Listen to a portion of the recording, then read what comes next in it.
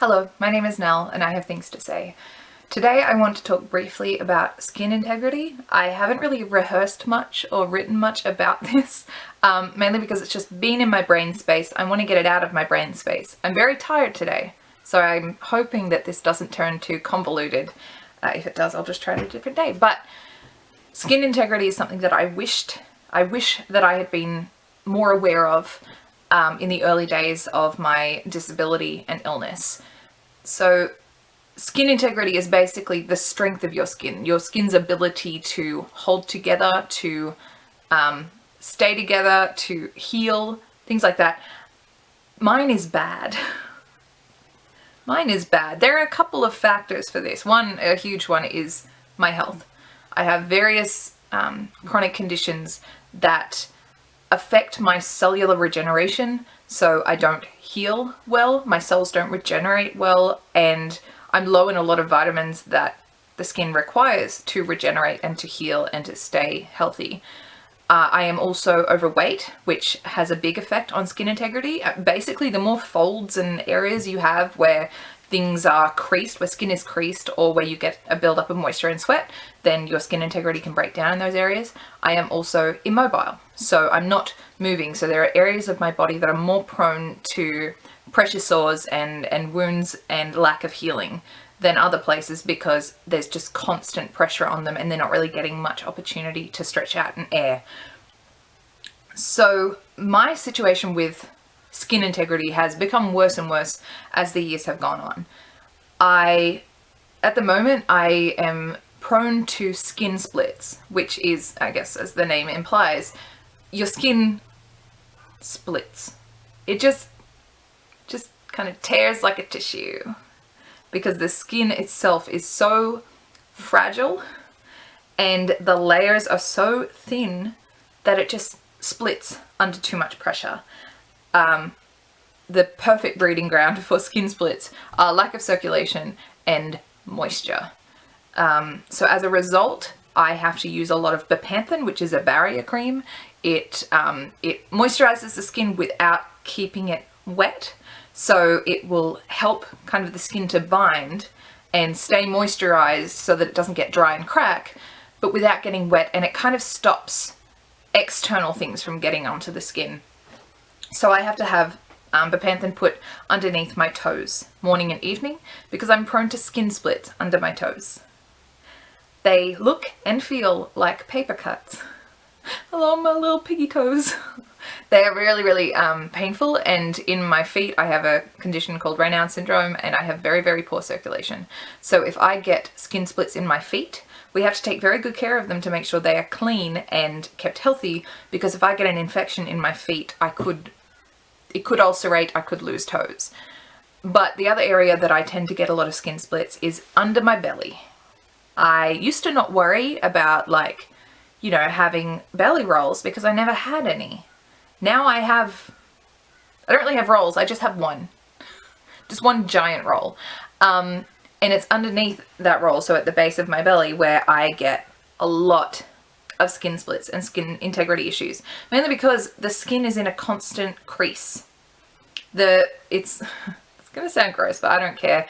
I don't care about too much information, because too much information is better than no information, and I started out with no information about this kind of crap. So I'm giving y'all too much information, and then you can take what you want.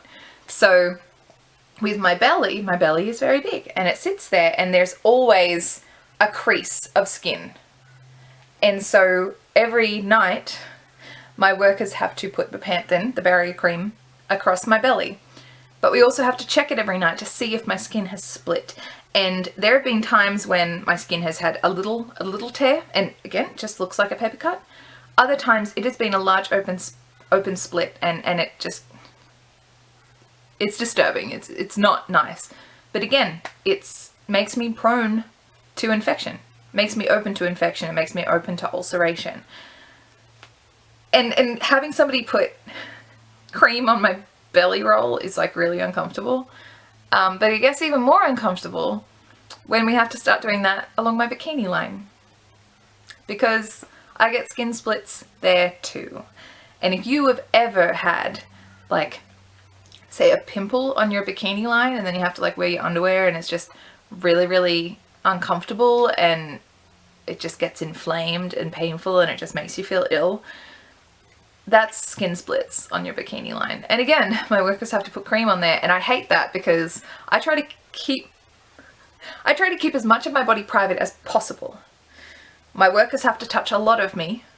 I try to keep it at a minimum, but yeah, they have to put cream on my bikini line, and I just hate that. And at the moment I have 2 cuts on one side of my bikini line, and I cannot afford to be shy about it. I have to yank my pants down after a shower and be like, hey, put some cream on there. And now we have to check it every day to see if they're larger, to see if they're smaller. My skin is very shiny. It's very, very shiny and smooth, like to the point of being overly smooth. It doesn't have a lot of elasticity.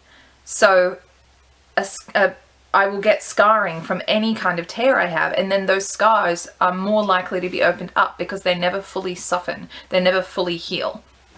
So if you are starting out with a condition that can cause a lack of skin integrity, some kind of chronic illness where it messes with the regeneration of your skin cells, or if you are in a wheelchair, or if you are gaining weight and you're starting to realize that you have a lot more creases than you used to, I would recommend doing things that I do now that I wish I did earlier. One of them is to take supplements. I particularly recommend CoQ10 because it helps with a lot of like skin regeneration, things like that. Vitamin A helps with like healing. Vitamin C helps with collagen production. Anything that helps collagen production is a really good idea. And zinc as well. Zinc is really, really helpful to the skin. And also find barrier creams. Bepanthen, the nappy rash kind, is a good one. You can buy other kind of barrier creams and try to keep places as dry as possible. After a shower, when your skin is warm and everything, pat it dry really gently. Probably pat it dry with something like a microfiber towel, or even a bit of toilet paper, as opposed to rubbing it with a rough towel, because that just exacerbates any kind of tears that you might have in the skin, and it'll just rip open. That's where some things of mine have happened. Where I've just dried my belly and I've just dragged a towel across and my skin has opened up. And I also, even when I'm washing myself, I have to be careful of my fingernails, because if my fingernail gets slightly caught on certain areas of my skin, it will just tear through. Just tear through like a knife. Yeah, it's a weird thing to talk about, but I never had a doctor talk to me about this until I came to see them and was like, hey, my skin keeps popping open, what should I do? Oh yeah, you should probably worry about that. Yeah, I am worried. You could have told me this earlier. Take good supplements for your skin. Find good creams for your skin.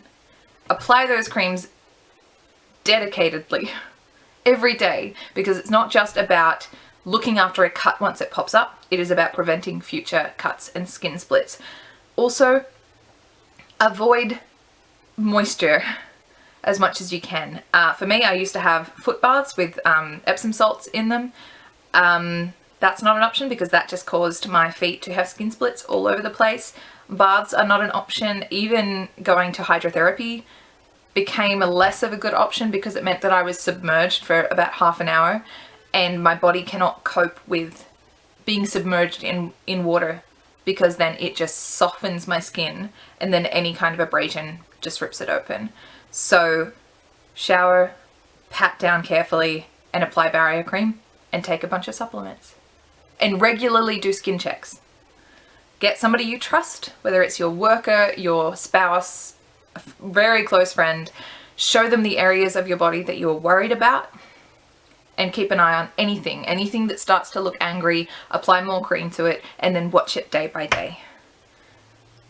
Because even though it feels invasive and awkward, if it means that you won't get an ulcer, it's worth a bit of embarrassment.